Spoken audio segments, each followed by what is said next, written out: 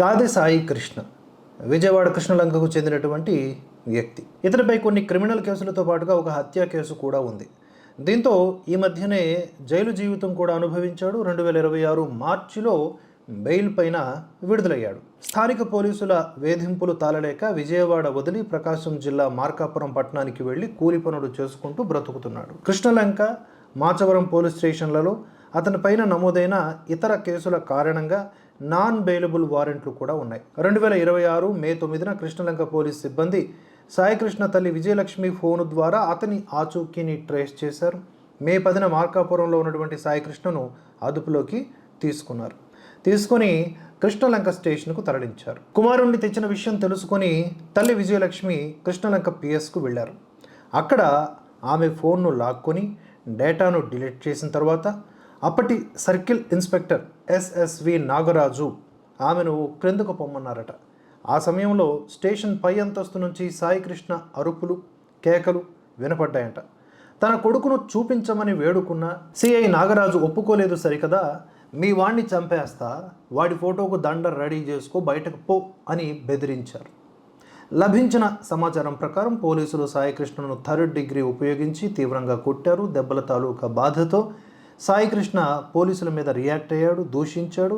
ఆగ్రహానికి గురైనటువంటి పోలీసులు మరింతగా అతని రహస్య భాగాలపై సైతం బోట్లతో తొక్కడంతో, తన్నడంతో అక్కడికక్కడే మరణించినట్లుగా ఆరోపణలు వచ్చాయి. ఈ లాకప్ డెత్ బయటకు పొక్కకుండా ఉండేందుకు పోలీసులు అతని శవాన్ని 2 కానిస్టేబుల్స్ సహకారంతో గుట్టుచప్పుడు కాకుండా ఒక బైక్ మీద అది కూడా తరలిస్తూ కృష్ణలంక శ్మశాన వాటికలో దహనం చేసేసి బూడిదను కూడా మిగల్చకుండా సాక్ష్యాలను పూర్తిగా నాశనం చేశారు అని కుటుంబ సభ్యులు ఫిర్యాదు చేశారు. కొడుకు ఆచూకీ లభించకపోవడంతో తల్లి విజయలక్ష్మి జూన్ 4న ఆంధ్రప్రదేశ్ హైకోర్టులో హెబియస్ కార్పస్ పిటిషన్ దాఖలు చేశారు.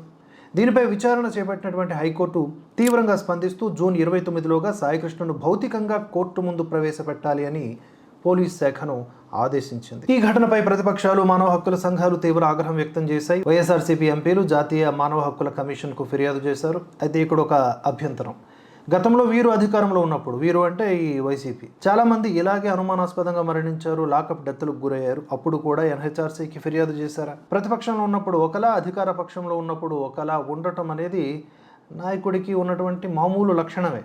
అందుకని ఇప్పుడు ఇందులో వైసీపీ ఒక ప్రతిపక్ష హోదాలోనో లేకపోతే అటుపక్కన ఉన్నటువంటి పార్టీ హోదాలోనో చేస్తున్నటువంటి విమర్శలన్నీ కూడా రాజకీయపరమైన కోణంలో ఉన్నాయి తప్ప బాధితుల వైపు వారి బాధను చూసి అలాంటి కోణంలో అంటే అంత చిత్తశుద్ధితో కూడుకున్నటువంటి క్వశ్చనింగ్ కాదు, లేకపోతే నిరసన కాదు.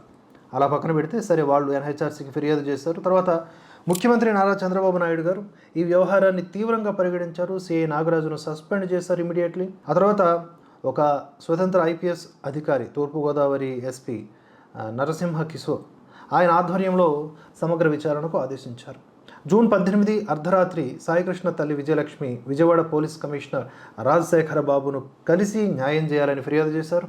బాధితురాలి స్టేట్మెంట్ ఆధారంగా జూన్ 19న ఈ సిఐ నాగరాజు మీద, అంటే సస్పెండ్ అయినటువంటి సిఐ నాగరాజు మీద కృష్ణలంక పిఎస్లోనే హత్య కేసు, అంటే బిఎన్ఎస్ సెక్షన్ 103 క్లాజ్ 1, అక్రమ నిర్బంధం అంటే సెక్షన్ 127, సాక్ష్యాల నాశనం సెక్షన్ 238 వీటి కింద ఎఫ్ఐఆర్ నమోదు చేశారు. మహిళా పోలీస్ స్టేషన్ ఏసీపీ దైవప్రసాద్ నేతృత్వంలో ప్రత్యేకమైనటువంటి విచారణ బృందం, దీన్ని సిట్ అంటాం కదా, ఈ ఎస్ఐటీని ఏర్పాటు చేశారు.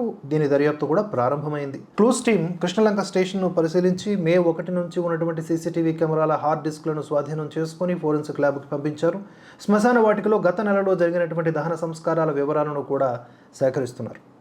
నా కొడుకు బ్రతుకుంటే నా ముందుకు తీసుకురండి, చనిపోతే కనీసం అతడి బూడిదనైనా ఇవ్వండి, నేను కృష్ణానదిలో కలుపుకుంటా అంటూ సాయికృష్ణ తల్లి విజయలక్ష్మి ఏడుస్తోంది. ఇది సంక్షిప్తంగా స్టోరీ ఆఫ్ గాదె సాయికృష్ణ. అయితే దీని చుట్టూ నెలకొన్నటువంటి రాజకీయాలను పటాపంచలు చేస్తూ స్వయంగా సీఎం నారా చంద్రబాబు నాయుడు గారు బాధితురాల్ని తన వద్దకే పిలిపించి ధైర్యాన్ని ఇచ్చారు. స్వతంత్ర దర్యాప్తునకు అలాగే బాధ్యులకు కఠినమైనటువంటి శిక్షలు విధించే విషయంలో హామీ ఇచ్చారు. అది అమలు కూడా కనిపిస్తోంది. దీంతో బాధిత తల్లి సాంత్వన పొంది చక్కగా ఈ విధంగా మాట్లాడారు. చంద్రబాబు గారిని కలవాలనుకున్నాను, సీఎం గారిని కలిశాను, నాకు తగ్గ న్యాయం చేశారు. ఆయన నా బిడ్డ కేసులో నాకు సాయం చేస్తానన్నారు, నాకు తగ్గ న్యాయం చేశారు. నేను అదే చాలు అనుకుంటున్నా. నా పిల్లోడి గురించి నాకు న్యాయం చేశారు. నీకు న్యాయం చేస్తానమ్మా అన్నారు. నాకు న్యాయం చేశారు అయ్యా. మాకు అంతకన్నా అదృష్టం ఏం కావాలి సార్? ఒక సామాన్యుడికి న్యాయం జరగదు అనుకున్నాం, కానీ చంద్రబాబు గారు లాంటి మహోన్నతమైన వ్యక్తి ఉన్నంతకాలం, పవన్ కళ్యాణ్ గారు లాంటి వ్యక్తి ఉన్నందుకు మేము చాలా సంతోషిస్తున్నాం. లోకేష్ గారికి, చంద్రబాబు గారికి, పవన్ కళ్యాణ్ గారికి, మాకు సహకరించిన అందరికీ ధన్యవాదాలు తెలుపుకుంటూ సెలవు తీసుకుంటాం. ఇక్కడ ఒక పాత కేసు గురించి మనం మాట్లాడుకోవాలి, తప్పకుండా మాట్లాడుకోవాలి. చివరిలో చాలా ముఖ్యమైనటువంటి అంశాలను ఒక 4 పాయింట్స్ రూపంలో చెప్తున్నాను కనుక వీడియో ఎండ్ వరకు చూడండి. భారతీయ న్యాయ చరిత్రలోనే అత్యంత అరుదైన ఒక మైలురాయిగా నిలిచేటటువంటి చారిత్రాత్మక తీర్పు ఇటీవల మనం విన్నాం. కరోనా లాక్డౌన్ సమయంలో జూన్ 2020లో తమిళనాడులోని తూత్తుకుడి జిల్లా సాత్తాంకుళం పట్టణంలో ఒక ఘటన జరిగింది. పి జయరాజ్, అతని వయస్సు 58 సంవత్సరాలు. అలాగే అతని కుమారుడు జే బెన్నిక్స్, ఇతని వయస్సు 31 సంవత్సరాలు. ఇద్దరు కూడా వ్యాపారులు, ఒక మొబైల్ షాప్ నిర్వహిస్తూ ఉంటారు. లాక్డౌన్ నిబంధనల్ని ఉల్లంఘించి అనుమతించిన సమయం కంటే 15 నిమిషాలు అదనంగా షాపు తెరిచి ఉంచారు అనే ఒక భయంకరమైన ఆరోపణ. ఏంటంటే ఇది భయంకరమైన ఆరోపణ. ఈ ఆరోపణతో పోలీసులు తండ్రి కొడుకుల్ని అదుపులోకి తీసుకున్నారు, స్టేషన్కి తరలించారు. పోలీసులు అక్కడి నుంచి వాళ్ళకు ఉన్నటువంటి పైత్యాన్నంతా కూడా ప్రదర్శించారు. క్రూరాతి క్రూరంగా ప్రవర్తించారు. రాత్రంతా లాఠీలతో దారుణంగా కొట్టారు, బట్టలు ఊడదీసి 3rd డిగ్రీ ప్రయోగించారు. ఎంతలా హింసించారు అంటే వారి గుప్తాంగాల నుంచి కూడా రక్తం కారుతుంది. రక్తం కారుతూ ఉన్నా కూడా పోలీసులు వదలలేదు. తీవ్ర గాయాల పాలైనటువంటి బెన్నిక్స్ జూన్ 22న, అతని తండ్రి జయరాజ్ జూన్ 23న ఒకరోజు వ్యవధిలో 2020 అప్పట్లోనే హాస్పిటల్లో చికిత్స పొందుతూ మరణించారు. మొదట పోలీసులు ఏం చెప్పారు? తండ్రి కొడుకులు తమపై తిరగబడ్డారు, కింద పడిపోయారు, అందువల్లే గాయాలయ్యాయి, అందువల్లే చచ్చిపోయారు అని చెప్పి ఒక అబద్ధపు కథనం అల్లారు. కానీ దేశవ్యాప్తంగా వచ్చినటువంటి నిరసనలు, మద్రాసు హైకోర్టు జోక్యము వెరసి ఈ కేసును సిబిఐకి అప్పగించడం జరిగింది. పోలీస్ స్టేషన్ గోడలు, నేలపై ఉన్నటువంటి రక్తపు మరకలు మరణించినటువంటి జయరాజు బెన్నిక్స్ డిఎన్ఏతో సరిపోలాయి. అదే స్టేషన్లో పనిచేసేటటువంటి ఒక మహిళ హెడ్ కానిస్టేబుల్ ధైర్యంగా ముందుకొచ్చారు. ఆవిడ వచ్చి ఆ రాత్రి తండ్రి కొడుకుల్ని పోలీసులు ఏ విధంగా ఏ స్థాయిలో చిత్రహింసలు పెట్టారో పోసగుచ్చినట్లుగా కోర్టులో కళ్ళారా ఆమె సాక్ష్యం చెప్పారు. పోలీస్ స్టేషన్లోని సీసీటీవీ దృశ్యాలను డిలీట్ చేయడం, రక్తపు మరకల బట్టలు మార్చడం వంటి సాక్ష్యాల నాశనానికి కూడా పాల్పడ్డారని సిబిఐ నిరూపించింది. దాదాపుగా 6 ఏళ్ల పాటు నడిచినటువంటి ఈ సుదీర్ఘ విచారణ అనంతరం కోర్టు ఒక సంచలనాత్మక తీర్పును వెలువరించింది. ఈ ఘాతుకానికి పాల్పడినటువంటి ఇన్స్పెక్టర్ శ్రీధర్, సబ్ ఇన్స్పెక్టర్లు బాలకృష్ణన్, రఘు గణేష్లతో పాటుగా మరో 6 కానిస్టేబుళ్లకు హత్య అంటే IPS 302, BNS 103 ప్రకారం, అలాగే మొత్తం 9 మంది మీద ఇదే సెక్షన్ కింద కేసు నమోదు చేశారు. సాక్ష్యాల నాశనం కింద కూడా అదనపు సెక్షన్ల క్రింద కేసులు నమోదు చేశారు. వెంటనే దీనికి పర్యవసానంగా కోర్టు ఏమిచ్చింది? మరణశిక్ష విధించింది. బాధితుల కుటుంబానికి ప్రభుత్వ పరిహారం చెల్లించాలని, దోషులకు భారీగా జరిమానాలు విధిస్తూ న్యాయమూర్తి ఆదేశాలు జారీ చేశారు. 1.5 కోటి ఎంత చెల్లించాలని అప్పట్లో చెప్పారన్నమాట జడ్జి గారు. రక్షించాల్సిన వారే భక్షకులుగా మారి అధికార దుర్వినియోగానికి పాల్పడి మానవ హక్కులను కాలరాసినప్పుడు జీవిత ఖైదు సరిపోతుందా?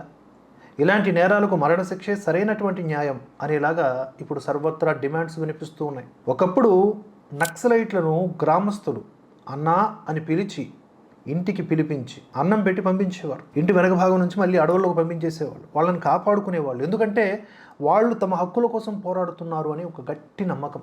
కానీ కాలక్రమంలో వారి హింసాపూరిత ప్రవృత్తి వలన, దాడుల వలన, ప్రజలపైనే దాడుల వలన, చంపడాల వలన ప్రజలు దూరం పెట్టారు, వాళ్ళకు సహకరించడం మానేశారు.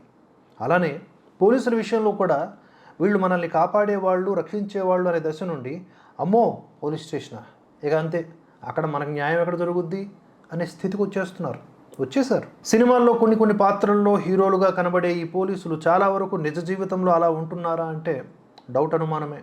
అధికారులు ఆ దిశగా పనిచేస్తున్నారా? నిందితుడికి నేరస్తుడికి తేడా తెలియనంత అవివేకంలో ఉన్నారు వాళ్ళు.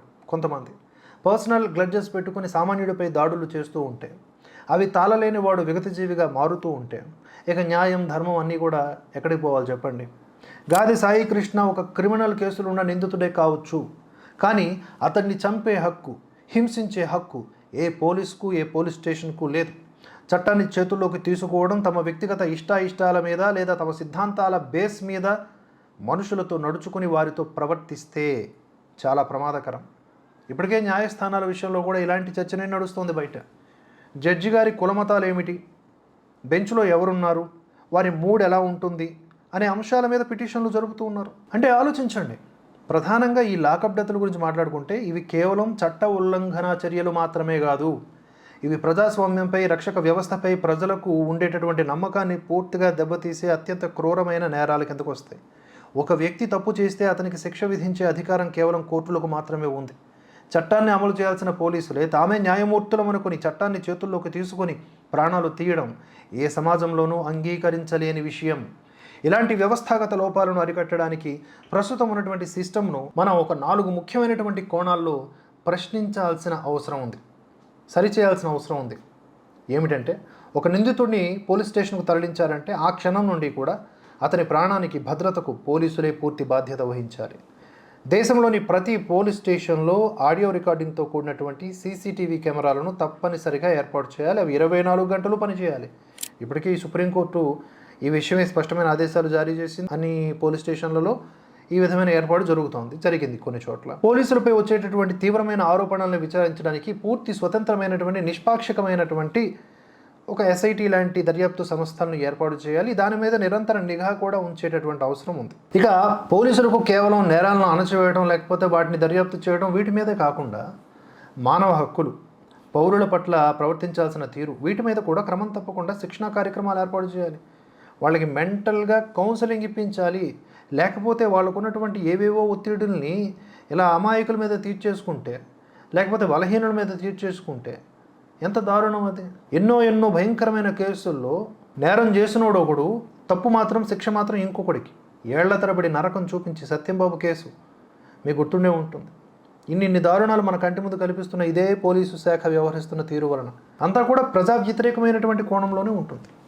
మరేం తేడా ఉంది చెప్పండి ఆనాటి అన్నలకి, ఈనాటి ఈ అన్నలకి? మనకు సమస్య వస్తే ఖాకీ చొక్కా దగ్గరికి వెళ్తాం. అదే ఖాకీ చొక్కానే మనకు సమస్యగా మారితే దానిపైన ఇంకా గట్టిగా మాట్లాడాలి మనం. శిక్ష కూడా అంతే స్థాయిలో ఉండాలి వారి మీద. ఇప్పటికీ కూడా ప్రతి స్టేషన్లో ఎక్కడ చూసినా అక్రమ కేసుల బనాయింపే. తమ మంది బలం, మద బలం, రాజకీయ ధనబలం వంటివి వాడి కొంతమంది దుర్మార్గులు ఇష్టారీతిగా కేసులు పెట్టి తమ పగలు, ప్రతీకారాలు తీర్చుకుంటున్నారు. ఇది ప్రతి క్షణం ప్రతి చోట జరుగుతూ ఉన్నది. ఎక్కడో ఒక చోట నిజాయితీ గల పోలీసు వారిని చూస్తూ ఉంటాం. అటువంటి వారికి శతకోటి నమస్కారాలు. కానీ అక్కడ అటువంటి మహానుభావుల క్రిందవాడో లేకపోతే పైవాడో మళ్ళీ తేడాగాడే అవుతున్నాడు. అంటే అమ్ముడు పోయినవాడే. వ్యవస్థలన్నీ ఇలా బలహీనమైపోతూ ఉంటే బలహీన వర్గాలకు పట్టే గతి చాలా దారుణంగా ఉంటుంది. విజయవాడ కేసులో ముఖ్యమంత్రి చంద్రబాబు గారు స్పందించిన తీరు హుందాగా ఉంది. దీని మీద అనవసర రాజకీయాలు వేస్ట్. ఈ కేసులో బాధితులకు న్యాయం జరుగుతుంది అనే నమ్మకం నాకుంది. కానీ పోలీస్ స్టేషన్లు, అందులో ఉండేటటువంటి పోలీసుల అధికారుల తీరు మారాలి. వారిపై రాజకీయ ప్రభావాలు కూడా తగ్గాలి. అప్పుడే అన్నీ బాగుంటాయి. మరో అంశంతో మళ్ళీ కలుసుకుందాం. జై హింద్, జై భారత్.